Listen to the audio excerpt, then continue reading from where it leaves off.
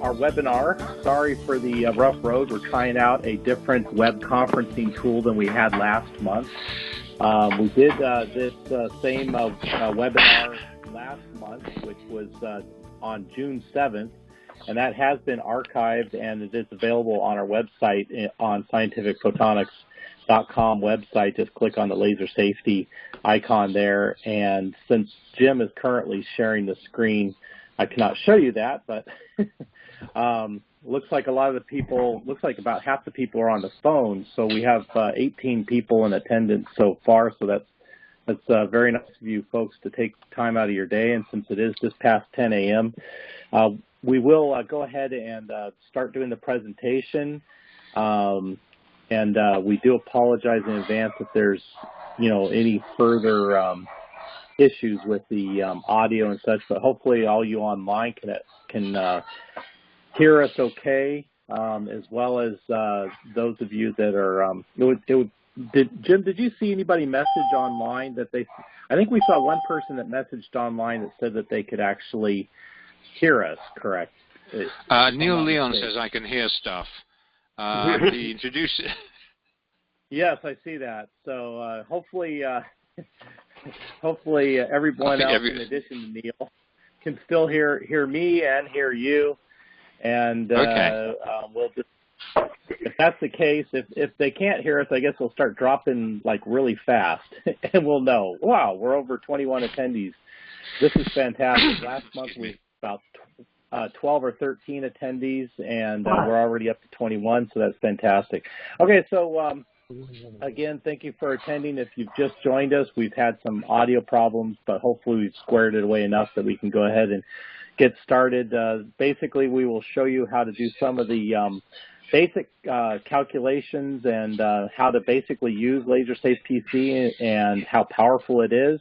There's also a free demonstration version that is pretty much a full version up on the up on our website, scientificphotonics.com. Just click on the button for laser safety software, and then just you'll see the link for the demo software. You can download the demo software and install that on your computer, and it will basically give you everything, except for there are some limitations with the assistant, as Jim will mention later. And there is another limitation, which is it only gives you one wavelength, not the multi-wavelengths that we are, well, somebody says they hear dogs barking in the background. There's no dogs barking in my background. No, actually it's in my background. I'll explain in a minute why. Oh. Okay, yeah, exactly. So, well, at least they can hear us. That's good. That was the major leap from about 5 minutes to 10 a.m. Pacific. So with that in mind, we're going to go ahead and move forward. Also, I just want to mention at the end of the webinar, if anybody chooses to, we'll send out a link for the recording. Hopefully we'll get a good recording of this. So we will send out a link of the recording as well as last month's recording. And then there will also be a coupon for $100 off the purchase of the software, which will be limited for 1 week.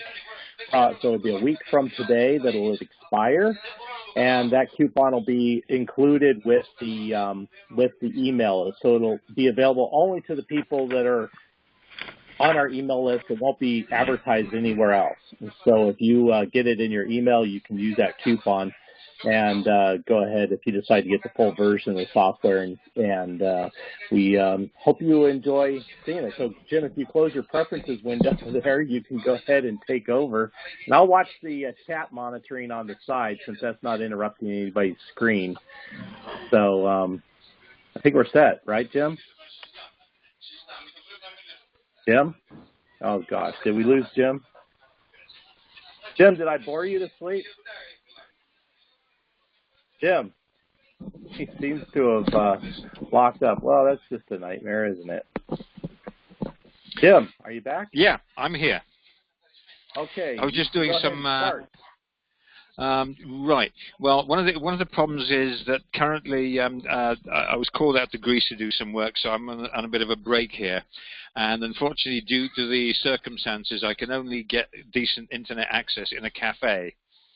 So there are people chatting away in the background. You've got dogs barking, so hopefully they're not interfering with the whole thing too much.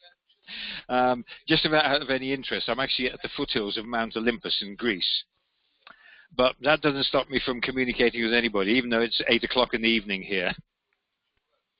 Right, now, just to introduce myself, I've been working with laser safety now for, well, I've been working with lasers since the late 1970s, and embarked on the safety side of things in the mid-80s, and had the pleasure of meeting a gentleman by the name of Brian Tozer, who took me under his wing and taught me just about everything I now know about laser safety. He was also on the TC 67 committee, of which one of our attendees unfortunately can't make it here, Tom Lieb. But anyway, that's another story. However, that's a little bit of my credentials. But what transpired is Brian asked me whether I would like to write some software, or should I say extend some software to do laser safety calculations, because essentially what I was doing some work for the BBC, and I was being very lazy. I needed to do a lot of calculations for scanning and things like that. And okay, the math is easy, but it takes a long time. It's tedious. So the net result of it was I wrote some basic software to do it, and Brian liked it enough. He said, well, can you extend it to full-blown scientific? And I said, yeah, okay, I'll do that. And that was the birth of LaserSafe PC, which is now into Windows version 5.2. Now, on the screen, I'll get rid of the screen here. I'll lose that one completely. And don't worry about the dogs barking in the background. They're not trying to eat me. When you start up the software, I was worried about that, Jim. Thank you, guys. Anyway, they're not too ferocious. Anyway, I'm getting along. Oh, somebody else has joined the meeting. I'm hoping that everybody can actually. Hi, was that Amy? I'm hearing it. Emily, hi. Okay, welcome to the webinar. Right. Hey, Jim. Yeah. Hey, everybody. Real quick, I'm going to mute everybody and hopefully not mute Jim himself, but I'm going to mute everybody else to try and keep the noise down. And then once we open the Q&A a little bit later, or we'll unmute it. And if you need to ask a question in the meantime, I'm monitoring the chat for the webinar. So if I see that you have an urgent question, I'll try and either unmute you for the question, or I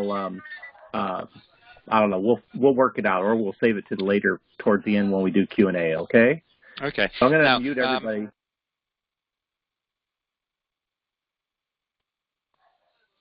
If you can hear me, Eric, what I would like you to do is keep a check on the various messages, because if anybody can't hear me, please would you just write a message on the messaging board that you can't hear me, so we can try and resolve that.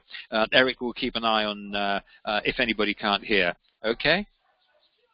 Yeah, well, and Lovely. if you open questions, I'll unmute everybody, so that way, so if you pose a question. But it's the case, I hear you loud and clear. Good.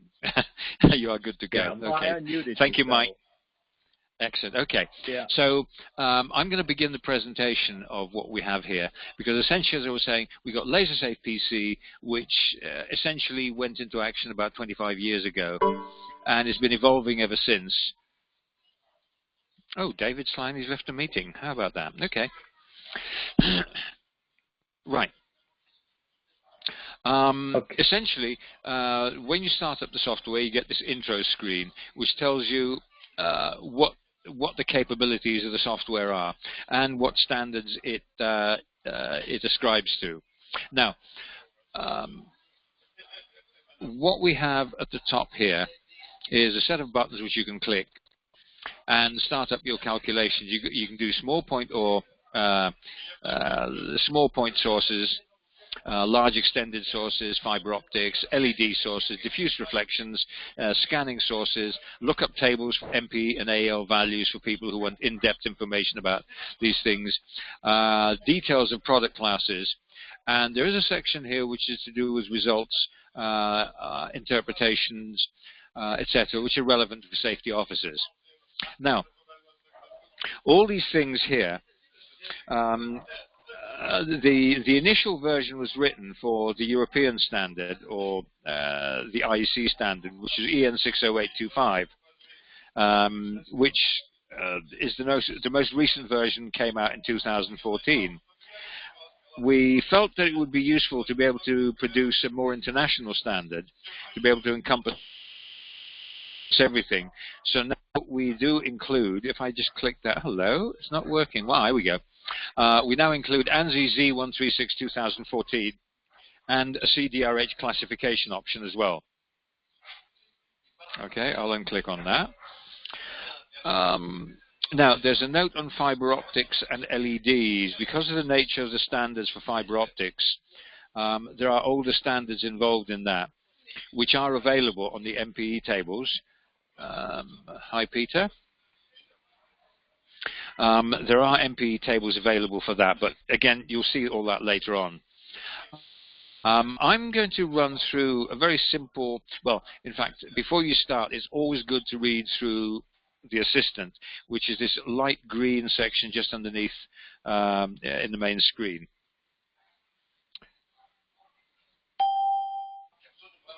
Okay, now I'm going to start with a simple calculation on there, point source. Okay, I've got a fly in my screen. How about that? Let's say, for the sake of argument, we've got somebody, a holographer, doing something simple with a Heaney laser that they bought recently, 25 milliwatt, 632.5. So we start entering 632.8 nanometers. Did I say 632.5, guys? Obviously, you look for a 0.25 a second exposure. Now, if you noticed, and I'm going to go back to here, when you were on this screen here, the assistant, which is underneath the input screen, gives you an indication of what you need to be putting in and what the various elements are. In this particular case, you've got an indication of how the various wavelengths interact with each other, what the various wavelength ranges are, etc. Okay? So when we went to the time range, again, everything you need to know and why it is to be put in is there. Always important to look at the assistant when you enter the information.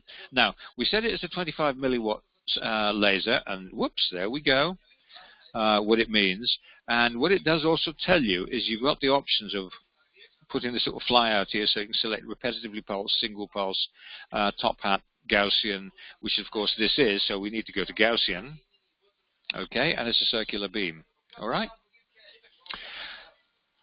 It's a CW, so we stick to that. So we put in 25, oh, hang on. I did say 25 milliwatts, which is 0.02025 a milliwatt of a watt. It's a pain in the backside putting in these values, so we just move on to the flyouts. There we got milliwatts, nice and easy. There's nothing worse than having to put, say, something like, well, you'll see later on what that means. But for pulse calculations, imagine having to put in a microsecond, or even a nanosecond, or 25 nanoseconds. You've got a 0.0000000. No. The whole purpose of having these flyouts is to simplify all that. So you might have a beam diameter, micrometers, meters, etc. It's a 1.5 millimeter screen. Now notice, of course, underneath what the assistant is showing us how you do all the various measurements for your beams, etc.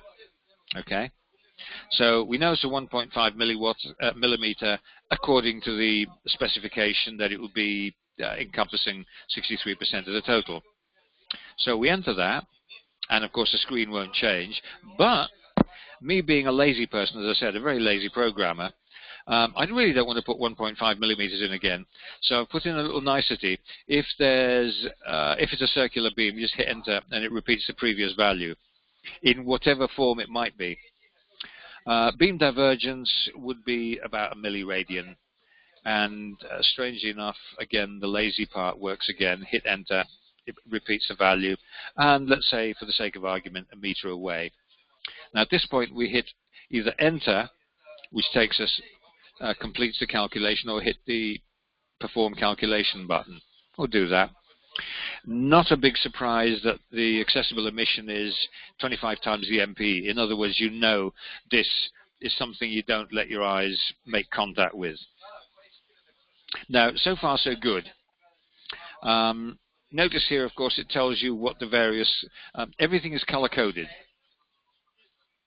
The various colors, if it's red, you know it's dangerous. If it's orange, yeah, there's a problem. If it's yellow, look at it, you're not safe, but you probably most certainly are. Green, you're well and truly safe. There are also a new set of buttons which have appeared here, which give you information that you need to know about. You click on the calculation details, and now we start getting into the more fun and games part, because you want to know what the MPE is for the limits. There it is. Accessible emission, it tells you what it is. There's some little values there. There's one particular value here, 25.5 times the MPE, right? For the sake of ease, I invented a term which I call the MPE excess, and that tells you how many times the MPE your accessible emission is. In this particular case, 25.5. Well and truly dangerous. It's a 3B laser. It does a test that, and it tells you that it uses a time base of 100 seconds. Various other things. Incidentally, if you don't know what these things mean, click on that and the assistant will tell you. There it is. All the math is there for you. Radiant exposure, what it means, SI unit, etc. Limit aperture, extended NOHD, and you've also got skin accessible emission. In other words, it calculates how much of a hazard there is for the skin as well. Skin excess, well, it's green, absolutely nothing to worry about. NOHD, nominal optical hazard distance, again, assistant gives you everything you need to know. Spot minor axis. Hi there.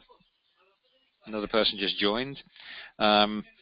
This is my favorite little drawing. I call it the submarine, which gives you an indication of how initial dimensions of the beam can actually alter with beam divergence and beam diameter over distance. So you start with something which is horizontal, ends up with a vertical beam. But that's another matter. The mathematics are actually used very accurate, and it gives you every single detail of what we deal with in the maths. Now, so far so good. But importantly is this part on the right-hand side, safety, eyewear, and filters. There's a bit of a bone of contention here, of course, because a lot of people work with just nominal OD. So in other words, this tells you that to be totally safe, you need 1.7. 1.4 is the absolute minimum optical density that you need for a filter.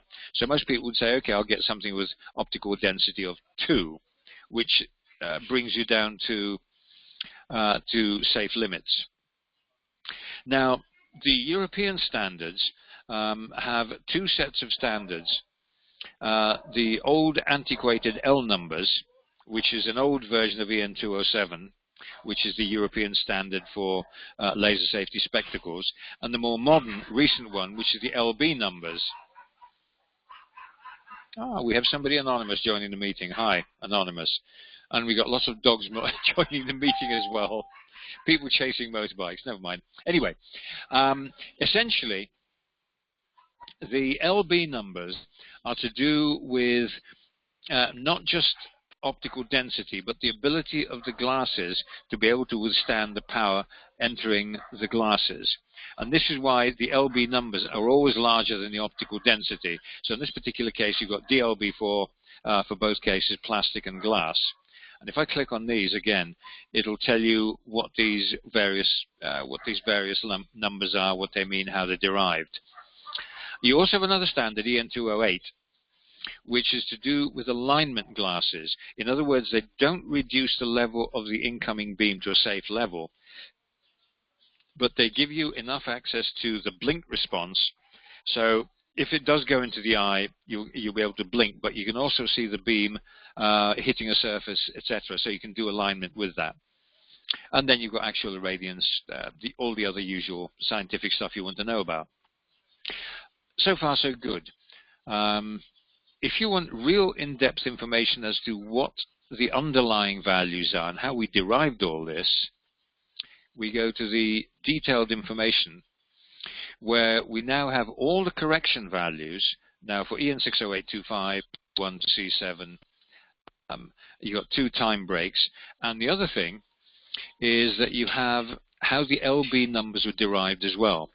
The effective beam diameter is 2.5 millimeters, which you will see from there is 2.5 millimeters at the distance involved. And there are correction factors for glass and plastic. I will not profess to understand the exact details of how all these were derived, but the experts on the various committees have decided that there are certain correction factors that you have to make for the ability of the materials, whether it be glass or plastic, to be able to withstand the incoming power falling on the beam, falling on the glasses. You'll notice, of course, this is this isn't pulse train. This is a CW situation, so we have that. Now, finally, again, just out of interest, if you're interested in what the values are, you just click on the assistant, and the assistant will tell you yet again. Assistant is there to help you every single step of the way. This is not just a calculator. This is an educational aid. Wherever that little cursor becomes a hand, there is information available to you. So plastic correction factor, and it tells you all the derivations. Everything is completely transparent. And as I said before, this is not just intended to be a calculator for, I'm going to use the term in the nicest possible way, for dumb users. This is there to educate these, in the nicest possible way, again, dumb users, to become intelligent users and actually know what they're doing and why they're doing it. Now, last is this button here, classification details. How did I arrive at this? How did I arrive at this classification? Or to be a bit more precise, how did the software arrive at it? Well, we have all the ALs, what the measurement differences are, what the various things are, and you can see from there, Class 1 has failed, Class 2 has failed, Class 3R has failed, 3B didn't fail, therefore it's a 3B device. Now, of course, so far, I've been talking to you about the EN standard, which is, of course, the European standard. And again, once again, you've got assistant there to tell you what everything means and why it's done. Okay. So far, I've been doing. Let me just go to here. We got the results, and we can also come on window classification results. I'm going to one of the things you can do with assistant. You can either fill it use full screen, or you can use normal screen, which tracks, as you can see, or even nicer, get rid of it completely. Minimize assistant. So now I can move these things around, and you can see all the details in one fell swoop there. I'm only on a laptop at present, so we're not getting the full screen stuff. But what I want to show you here is I've been concentrating, of course, on the EN 60825 standard, which is the European and mostly worldwide standard. But in the US, of course, you deal with the ANSI standard, which is, of course, Z136.1. So, of course, you'll notice meters, units per square meter, and all sorts of other stuff, which, of course, in the USA is not used. So if I now select this standard and click, whoops, magically, everything converts itself now to the American standard. Everything is now in millijoules per square centimeter. The distances are now centimeters and millimeters, and all the other things you know and love out your part of the world in the way that you know and understand, which is not unreasonable, of course, because you have your own way of doing this. We have our own way. But fortunately, one of the nice things about the Z136 and EN 60825, it has converged to the IEC international standards, because all these are based on the IEC standard, which becomes the EN standard for Europe, and Z136, which has its own modifications, of course, for the US. If you really, really want to be very pedantic to the old CDRH standard, there's that as well. And of course, you'll notice the test class has now become 3B, as you'd normally expect. Let's go back to the ANSI standard again. Okay. Now, I'm going to run another calculation here briefly. I'm going to go back to here, and I'm going to pull in an old calculation. Oh, hang on. I'm going to stop here a second. Whenever you reach this point here, you can actually save this calculation that you've done by either clicking the save file, which will open a window, and you can save in whatever format. You just type in whatever you want. The default is LSIP 001 whatever, and the file format is a .lsf file. Now you'll end up with a whole pile of LSF files in your data place, in your personal space. If you double click on LSF, LaserSafe PC will start, and it will give you and it'll immediately start up the calculator and give you the results for that previous calculation, which is, I believe, a useful little nicety. Well, hey, Jim, yeah? I think you're understating that. Especially for a lot of these laser safety officers that work for large organizations that have multiple lasers in multiple labs, multiple types of lasers. You know, we've got everything from old gas ion lasers all the way to solid state, you know, new cutting edge fiber lasers, things like that. I mean, if they have to oversee a bunch of different lasers, then they can use these files to quickly just jump into whichever laser or whichever lab, you know, and that way they're good to go. Totally agree with that. That? I tend to understate things a little bit, so do forgive me for that. Yeah. The useful thing is no worries. Yeah. Okay. Now, as soon as you get to here, details and things like that, you can also save these files here, save as.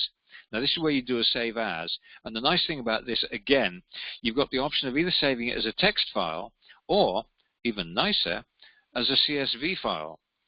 Now, the nice thing about CSV files, of course, you can put the data into a spreadsheet and do whatever calculations or check or cross-checks or whatever you want to do in your own particular way. So there are various file formats. And the amount of data you save is dependent on where you save. If you click here, you get the basic information. If you click here and save here, you get the basic information and the detailed information. If you click here, you get absolutely everything. Come on. There you go. If you click here, you get the works. Ah, well, there you go. Thank you for that. Hey, Jim. Right. Yeah, I got that message. Did you? Yeah. Just in case nobody else saw that, Neil, who's on line, chatted over to us that he has over 250 lasers. Everything from a 235 nanometer excimer all the way up to a CO2. And so when I saw that, I had to respond back. It's like, wow, Neil. I can just imagine being able to save all those searches into a nice little convenient file like that, keep them all separated, would be just such a huge time saver. But holy moly. So, that's a lot of lasers. Anyways. Hey man, you got a lot of work, because when I say I mean, I sort of go out on sites and have to do my own inspections because, among other things, I've got a laser safety. I have to do a lot of calculations, and if you do them longhand, yes, it's a nightmare. But having said that, having a piece of software to do it quickly and get a quick feel for what it does, then if somebody wants a specific, and they want to trace you back to all the standards and such like, you can do all the cross checks. But the point is, you can do it quickly and easily within a few seconds of having put in the information, and you've got all the results available to you immediately, and you cross-check them by being able to save and at your leisure be able to cross-check it. To date, we've had very, very, very, very few failures, for the simple reason we do cross-check our results very, very carefully, and the safety people I work with, they use this all the time, and we're forever cross-checking, because the last thing we want to do is have a situation where something comes up or gremlin appears, and we really want this to be top quality software, not just something that says, well, you know, you better believe me because I'm a piece of software. No, it doesn't work that way. A piece of software is as good as the amount of tests that you put into it, and of course, well, to a certain extent, the writing. I must admit. So we go back to here. Notice, of course, when you're in these windows here, you can't really introduce new. Is there a function to connect the result with? I didn't catch that. Would you mind asking me that question a bit later, please, when we got the open file, when we got the open Q&A, please? Because I'm actually in the process of just going through a few odds and ends here. And the other thing is, of course, I can't hear, everybody's muted. When we open up the mics, then we can have a proper open thing. Okay, thanks. Thanks, Scott. Right. Obviously, it's the calculator that's the important part, because that's where you enter the information. Of course, here you'll see the open file part has come into it. So I'm going to do a 1 megahertz test here. Funnily enough, 1 megahertz suggests that it's a pulse. So I open that file and kaboom. Now, notice what transpired. All the old results disappeared. All the old results disappeared because they became completely redundant. We got a new set of calculations, and it was saved under EN60825. Whatever file you save is saved under the standard that you've actually saved it under. So you can save it under EN60825, Z136, CDRH, or whatever. You'll notice here, this particular one is a flat top circular beam shape. We got these little niceties there. And of course, all the usual stuff, you click on that and you details. You will notice, of course, for those who really understand pulse trains, that you now have 3 results for the MPEs, single pulse, pulse train, and average. And from those, the software will select the most limiting MPE to give you the final MPE excess, which is, in this circumstance is, well, over 1,000 times. So you really know you're well and truly in trouble. In fact, it's such a powerful laser that even alignment lasers will have difficulty coping with that. Okay. If I go to the information, we now have new sets of results here. Excuse me. All the various things that you need to know about again, but this time we have pulse train calculation values, and here we have summing time, effective frequency, and again, if I bring up the assistant here and pull that up so we can see assistant, again it explains what these various things, how these work. It might not appear in detail, but it tells you enough of what you need to know and how they worked. Okay. Now, in this particular case, you'll also find that the LB glasses or the LB numbers have to use the pulse trains as well, and you've got the various correction factors, how they're calculated, how they work, etc. And a major spectacle manufacturer in the US uses this software a lot to certify all their laser safety spectacles. And if we go to this one here, not a big surprise that we're well and truly well over the limit, so it's a class 4 laser. Okay. So I'll eliminate all this. What I'm going to do, in this particular case, somebody might be interested in what values we're actually using here and how we derived and how we arrived at certain numbers. So if I go to the AL MPE table here, click on that, it opens up a new thing here. I'm going to minimize the assistant again here for the time being.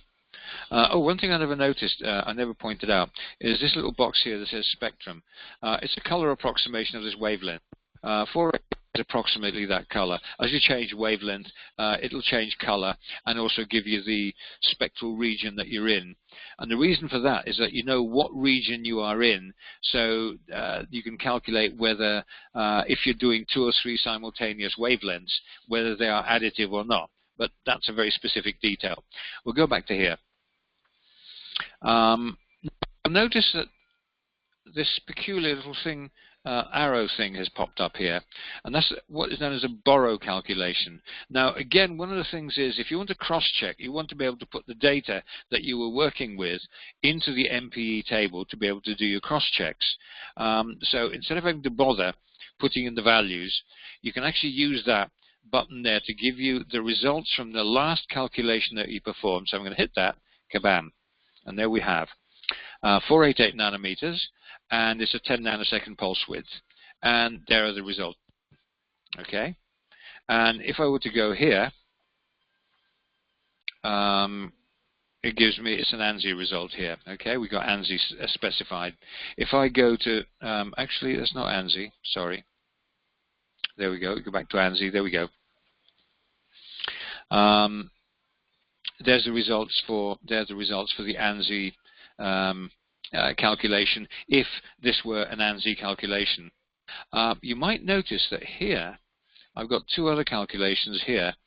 The 207 EN60825 standard for fiber optics and the 201 2001 for the LEDs, because fiber optics use an older standard, and LEDs, which are there for historical reasons, which EN60825 2001 included. We included the LEDs because they were part of the standard. In the 2007 version, the LEDs were dropped because there was a new standard being brought out for high brightness LEDs.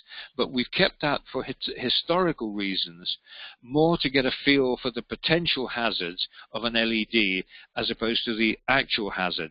For what the LEDs can actually do, then you've got to refer to other calculations, other measurements, etc. But it's a quick and easy way of deciding that yes, there's a potential problem, or no, there isn't a problem with this particular type of LED. So that's a quick overview of the sort of things that you can do with LaserSafe PC. So, sort of final thing, I'm going to go here to product classification. I'm opening up a lot of windows here, but never mind. This is the ANSI version. You've got, let's do this. There you've got a rough overview of the standards involved. And again, funnily enough, they're color-coded. Green means totally safe. Light green, but maybe a problem. Yellow, there's a potential problem. Green, orange, there is a potential hazard, a real potential hazard, but essentially it's at a much lower level. When you get to the red, then you know there's a big problem, and when you get to class 4, well, we all know you really are in serious trouble. If you want to know the exact details, you click on the buttons, and it gives you a potted version of what each one of these standards are.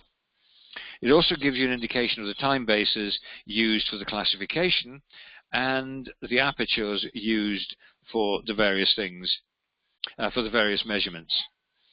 If I change this, let's go back. If I change that and go to the EN1, EN60825 has another classification called 1C, very peculiar. It's to do with clinics type applications where you're using contact of the laser applicator on skin. So theoretically, there shouldn't be any emission of radiation from that. But that's a peculiar classification to EN60825. Of course, if I go to CDRH, kaboom, we now have that. The old ones that we know and love. Right, we'll close this. Close this guy. I've now changed the classification to CDRH. We'll go back to EN60825. We're here, right? Okay. Now I've gone through all these things. Oh, hi Gustavo. There's one last bit here, which is interpretations, ocular hazard overview, eye protection, other hazard assessment, risk assessment, and achievement of adequate safety. It's a basic overview, but it's a very quick and easy potted version. A very quick and easy potted version of what you need to know about what the various results mean and how you can potentially achieve safety in a particular situation. Because one of the things that the software will do is give you an indication of if there's a potential hazard or not. Right, well, that's enough of me nattering away. I'm going to open up the field now to Q&As if anybody has, and I'm sure there are quite a lot of questions here. And also, if anybody would like to field a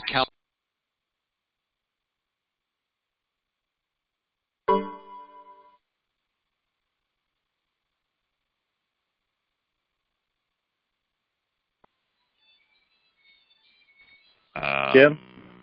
Sorry, accidentally muted you when I put you in the Q&A.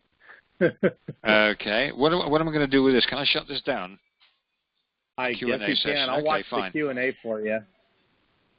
Okay, that's fine. If anybody would like to field a sample calculation they would like to do in whatever way they want, please feel free to do it. This is the right time to do it, so we can assess what you're dealing with. And also, I know that there are probably hundreds of questions you probably might like to ask, because I've just covered a tiny portion of what the software will actually be able to do. Hey, Jim. Yep, I'm here. It appears when I put everybody into Q&A, it muted everybody as well, and I don't see a tool to unmute everybody all at once. So I may have to switch it back to ending the Q&A, unless you want them just to type their questions. But that would keep the people that called in, then they wouldn't be able to ask questions. So I think what I'll do is I'll end the Q&A, and then I'll unmute everybody again, and we'll try and go from there. Okay.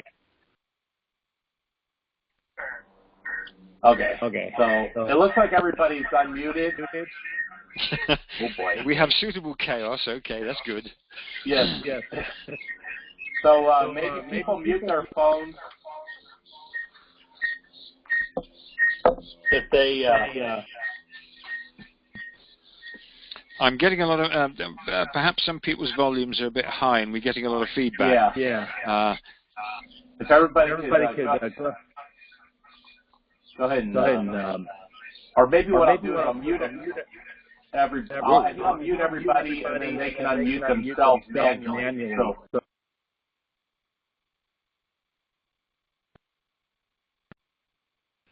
Okay, I think the way you unmute was like *6 or something. I can't remember. If you're on the computer, you just click the unmute button. But that way, oops. I guess everybody can still hear me. Let me unmute Jim, though. I'm going to open up the questions here. Sure. Okay, there we go. Is there a function for okay, right. So we can hear, I'm going to open up the. I'm going to take one of the questions that came in a bit earlier from Scott. Scott, can you hear me? Maybe you can write me a quick note on the chat. If Let you me can unmute hear me. Scott. Brilliant. Okay, lovely. I believe you just, good. Right, you asked, is there a function labeling process to connect the result with the detail files? I'm not quite sure I 100% understand the question. Sorry, I'm being a bit dopey here. I'm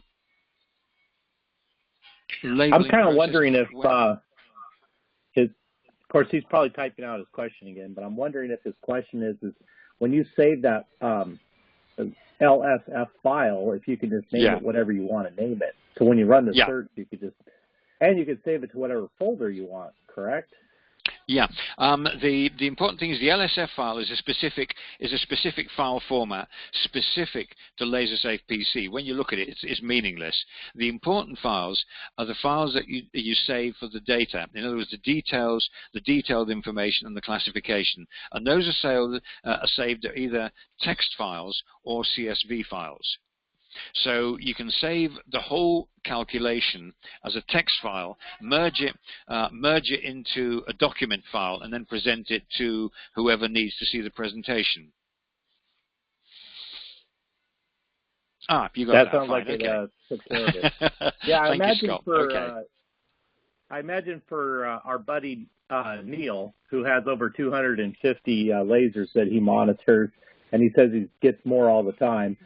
I imagine being able to customize the name of each one, however he has them labeled now, would be just such a fantastic. Because you could probably label it by lab, company, lab. I mean, if he goes to lots of different, companies and labs, or if it's just different labs, different departments. different Well, lasers, different users. the easy way to do that would be put it in separate folders and name each one of the files a particular lab. Ah, well, there you go. He's Well, got see, a serial. yeah, Neil uses Yeah. a serialization Right. system, so that's even Okay, perfect. so your text files or CSV files can have the appropriate serial number or an appropriate thing of lab 1, lab 2, lab 3, just for the sake of argument. And within that, you can then put that into a doc file and change the title at the top. Because the title at the top will automatically have the user's name on it. Each software is customized to the user. And what that basically means is that whenever you save a file, it will have the client's name at the top. So in your particular case, it might say Neil Leon. You can just eliminate that and just put lab number 3 on there or whatever. A few notes of your own, and then the rest of the information is there for you to deal with as in whatever way you feel like. Yeah, and one thing everybody here can do is go to the main website, scientificphotonics.com, download the free demo version, and give it a go. Give it a try. Beat it up. It will only let you do one wavelength, but pretty much everything else, except for the limitations on the assistant. Some of the stuff on the assistant is proprietary, so therefore Jim is not including it on the free demo version. But aside from that, it's a full functioning software, so you can practice saving files in like a serialized system. So Neil could just give that a go and see how that works. And if he likes the way it works, then hopefully he'll be motivated to purchase the software. That's kind of what it's all about. And hopefully I'll make his life a lot easier and save him a lot of time as well. Substantially and that's easier. What's most because important. Well, you see, one of the ethos behind it is multiple. The first one, the most important thing, is ease of use, quick and easy. Right, we all like quick and easy, but the point is to be able to have something which will give you solid results and be correct, or as realistically correct as the software will potentially allow, because this is a complex software, and sometimes, and it has happened occasionally, you get a situation arising and things freak out, and the software says, sorry, unhandled error, blah, blah, blah, etc. These things happen. But the fact is, the results that we have, we've checked, cross-checked, and rechecked, and whenever there's a change in the standard, which happened recently on EN207, there were some real gremlins with EN207 that really bothered us, and the original 2007 version that came out, we found an issue which bothered us. We got hold of the committee and said, we are not sure about this particular correction factor, because we believe that you should be multiplying instead of dividing by this factor. And they agreed that we were correct on this. So the software actually did something that the standard didn't. They released a corrigendum, in other words, a correction, in 2010. But there were still other issues which bothered us, and again we approached them and they did whatever, and they released a version in March 2017, April this year, and the standard now includes that, and it is actually a significant change which makes a big difference to the way spectacles are specified. So we do like to feel that we have an influence to a certain extent. Absolutely. Well, I see we have roughly 9 minutes left as promised, so we certainly would love to get questions. So you can, if you're on a telephone, feel free to unmute yourself. I see Emily just wrote in a question, so Jim, can you see Emily's? Oh, I see. Yes, question. Yes, that's actually a really good question, Emily. Thank you for that. It's funnily enough, it's a question I've been working on, and no. Maybe we should let everybody know what the question is because they can't see it. Sorry, my apologies. Yes, I do apologize. I'm reading the question, I can't see it. Well, I'm assuming maybe they can see it on their screen. But anyway, Emily, you ask, does the system provide you what required warning, safety, signage, labeling are required based on the calculation this is generated?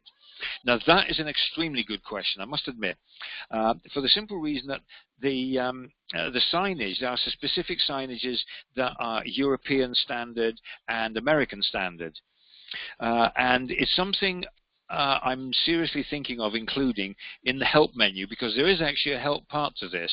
If you click on help, you get a contents part and you go through that. And within the help, I will include all the necessary signage for each classification that is required. The ANSI standard has a particular set of signages and labelings that are required. In other words, for each classification, there has to be a specific wording that has to be associated with that particular classification. The new version that will come out quite soon, and we do have upgrades that come out at regular intervals, will include that, because you've actually spurred me on that this is actually a very good thing to include. So I appreciate, Emily, I do appreciate what you said. And one of the things everybody needs to know about the software is it's a living, growing software. And when I get this kind of question, it motivates me to do what is required. And in this particular case, yes, thank you for that. I see we have Neil. I've got Neil Leon. He has a 718. Neil, whoops, you've over. Here we go. You have a 780 nanometer laser diode being researched here at JHU. What are the limits? Right. Okay. So let's shut down all these windows here. We don't need these anymore. Come on. Right. Right. EN60825. Sorry. 780 nanometers. Right, now then, laser diode system. What are the limits for IEC, ANSI, and CDRH? Unfortunately, Neil, you haven't given me a time period. It's infrared. Now, as it's infrared, we're going to enter 10 seconds. If it was visible, I'd enter 0.25 of a second. So we'll enter that. And I'm assuming you can see the screen, Neil. 100 seconds. I'll do that for you. I will enter 100 seconds. Notice the moment you make any change to the input screen, the results become invalidated. Okay? Kabam. There we go. Now, that's the EN60827. EN60825. This is the ANSI version. There you have it. And the CDRH version. Okay? Right. Sorry about the keycaps there, everybody. I forgot to mute myself. No problems. Now, Neil, right, you said 4.4. This is a CW at 0.4 milliwatts. Right, okay. Yeah, let me go back to the ANSI standard. And obviously, a Class 2 isn't included. The Class 1 AEL is half a milliwatt. That's a microwatt, right? Well, that's, 550 milliwatts, microwatts is about half a milliwatt. Okay, I'm rounding off. Incidentally, you notice that all the values are given to three significant figures. Anything more than that is noise, because you get some situations where you get the results coming out to about 10 digits, and you go, oh my God, what am I going to do here? This is just and all the standards, both 60825 and Z136, all the results that they give are to three significant figures. Okay. Now then, a Clara diode, blah blah blah, divergence. Okay, right. Let's run a calculation for that. Why not? M-Story Yenkin. I hope I've got that right. Here we go. Right, 632 nanometers, kaboom. I'm going to move that up there for the time being. Right, it's CW, isn't it? It's a visible laser, so I'm going to go 0.25 of a second. 700 milliwatts. Just show you that it will accept 0.7 as well. Oops, sorry, I didn't hit enter. My apologies. Come on. 0.25 a second, 0.7 of a watt, yeah. Now,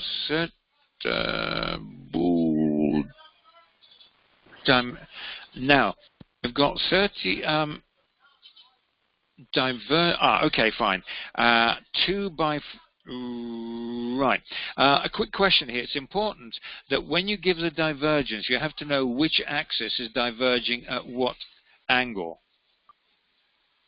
So I'm going to put the numbers here at 2 micrometers for that one, and 40 micrometers for this one. However, M. Story Yenkin, could you give me the correct axes for divergence? I'm going to assume. Hang on, perpendicular to the junction. Okay, I'm going to assume that the 2 millimeters is the fast axis because that's the way diodes tend to work. So I'm going to put 35 degrees there. 35. Now notice again, yes, you can select degrees from there. And 9 degrees for that. Fine, not milliradians, but degrees, there we go. And for the sake of argument, 1 meter, kaboom. That's pretty safe, at 1 meter.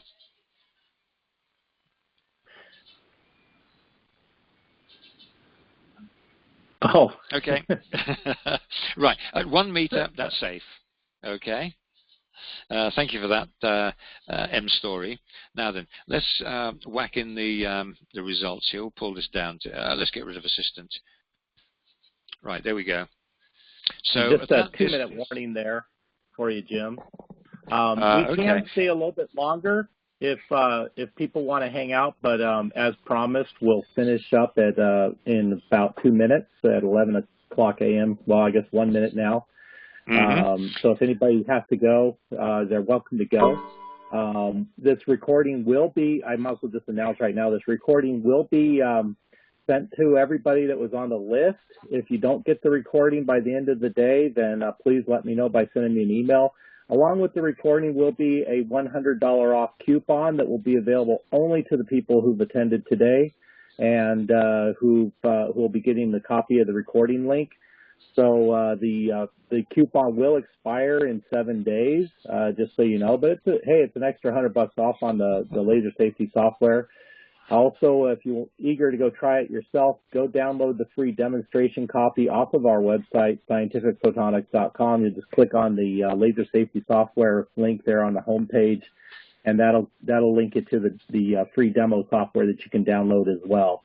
And I want to thank everybody for attending that has attended. I definitely want to thank Jim for taking time off from his business trip in Greece. Not a problem. I would like to say, I would just like to say that thank you, Emily, thank you, Mike.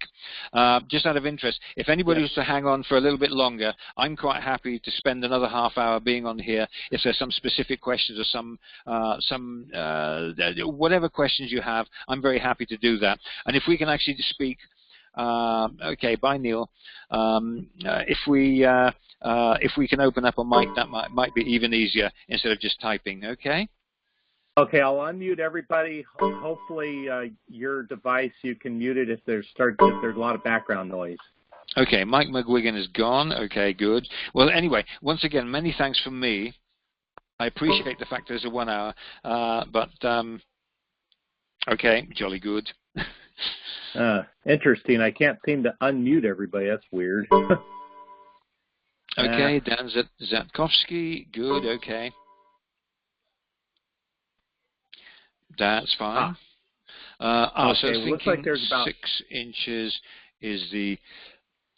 now, okay. Interesting enough, of course, there's inches... about 8 of us left. Right. Jim, just so I'm seeing that. M. Story Yenkin, are you still there? And if they have a microphone, they should be able to speak. There you are. Hello. M. Story, that's you. I'm going to have to run really quickly, but I'll stay for just to put in this, sorry, I couldn't convert that to centimeters or portions of a meter. Okay, fair comment. Okay, 6 inches, that's, oh, come on, wakey. Multiply by 2.4, that's, no, 25, come on, wakey, that's 150 millimeters. I'll put that, I'll read, okay, 150 millimeters. Restart the calculator.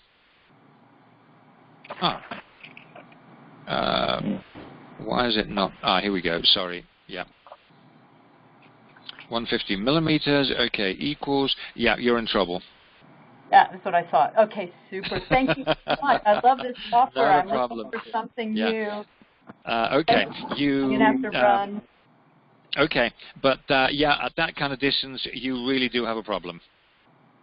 Yep, okay. Thank you for attending. Yeah. Thank you for the question. Yes, and thank you. we will be having another webinar sometime in about a month and a half, maybe a month or so. Hopefully we can all do this again, or maybe by that time you're going to be users anyway. So if you have any questions to field, if you're actually using the software, you can always get in touch with Eric, who will then pass on the questions to me. Okay. Thank you for attending. Really appreciate that.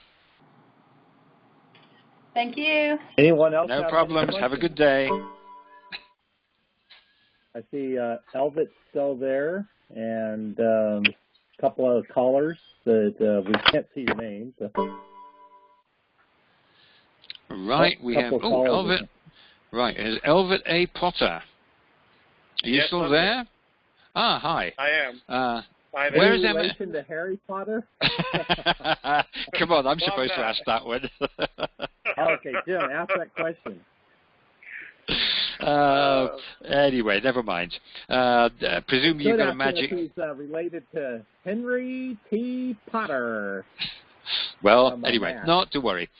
No. Do you? Okay, where's MSU? I'm sure he's never heard either of those jokes. MSU is in East Lansing, Michigan. Okay. Jolly good. Perfect. By Michigan. That's Michigan State University. They're the enemy. Okay. So we have Michigan, which is U of M, University of Michigan, and then we have Michigan State University. We're rivals. Oh, fair enough. As long as you don't get involved in too many heavy fights, we like this. No. It's all friendly. Right, funnily enough, next month I'm actually due to be in the States. I'm actually intending to be in Nashville on the 21st, or near Nashville to be precise, because you probably know there's going to be an eclipse of the sun down there. Oh, right. Yeah, 21st. Yeah, common knowledge. So yes, and then afterwards we're going to be heading up towards Chicago for a couple of days, and then heading back to UK. Anyway, that's positive. Have you got Elvit? Have you got a question? No, I don't at this time. Okay, jolly good. Now, I will point out that I should have pointed out about the software. There have been several updates since the demo software was written or rewritten, so the demo software is actually slightly out of date. Because there have been changes to the standards, there's been a lot of very, very rapid progress. So the software will not be as up to date as it should be, but it's a good indication of pretty well everything that it will do. It's little details that aren't there, okay? Okay. Oh, for the demo? Yeah, for the demo. As I was pointing out, the software is designed to be an educational aid. There are a lot of universities in England which actually use that specifically to educate their students. And in fact, some of the professors and the people who actually use the software, they actually realize there's sort of holes, little tiny holes in their knowledge, which they hadn't appreciated by the very fact of using the software. Because when you get bogged down with doing specific calculations, you get into the details of things, and you can miss out little tiny details, footnotes, etc. It's very easy to do that. I mean, even when we were writing this, we've missed footnotes. It's just too easy to do. So we do all the hard work, but the fact is that this happens, and because it's an educational aid, this is where for a university, for example, it could be a very valuable aid. So having it, say, for the sake of argument, as a site license where everybody in the university can use it, that suddenly becomes a very powerful tool. And that would be exactly how we'd use it. Exactly. You would use it as a site license because the software is available as individual licenses for an individual person or for a whole organization within their site. And it makes sense because presumably, I assume you're an LSO for the university. I am. Yeah, well, there you go. So, presumably you get students who'll come up to you and say, "Listen, why does this happen, or why is this a particularly dangerous thing? Why are these particular wavelengths of whatever the questions are?" This will aid in being able to explain how and or why certain things happen. Even though, admittedly, there are certain peculiar elements at certain wavelengths, particularly around the 1400 nanometer range, where some correction factor just goes through the wall, through the roof, and it just that particular wavelength range is a nightmare. But it's all to do with absorptions within the retina, within the aqueous and vitreous humor. But then again, you know that. Right. But usually my questions don't come in that form. It usually comes with me enforcing something, and then they say why. So they don't usually come to me with a question for me to explain first. Fair enough. So you sort of do the thou shalt not in the nicest possible way. Exactly. And then if I get a response back where they need to get a further explanation, then this would be a very useful tool to show them that. Exactly.